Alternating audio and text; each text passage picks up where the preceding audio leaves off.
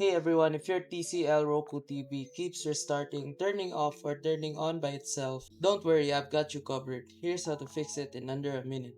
First, let's do a simple restart. Go to Settings, then System, Power, System Restart, and then hit Restart. This usually clears out small glitches causing the problem. If it still happens, go back to Settings, System, Power, Auto Power Savings.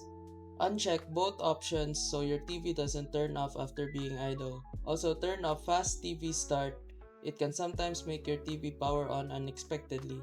Next, go to Settings, System, Control Other Devices or CEC, and turn off all CEC controls. HDMI devices can sometimes make your TV turn on or off automatically. If the screen keeps going dark, your screensaver might be the issue. Go to Settings, Theme, Screensaver, then either change it or disable it under Screensaver Start Time. Finally, check your power cord. Make sure it's firmly plugged in, preferably directly into a wall outlet. If it still restarts, it could be a faulty remote or power supply that needs repair. And that's it. Try these steps and your Roku TV should stop rebooting on its own. Don't forget to like and subscribe for more quick fixes.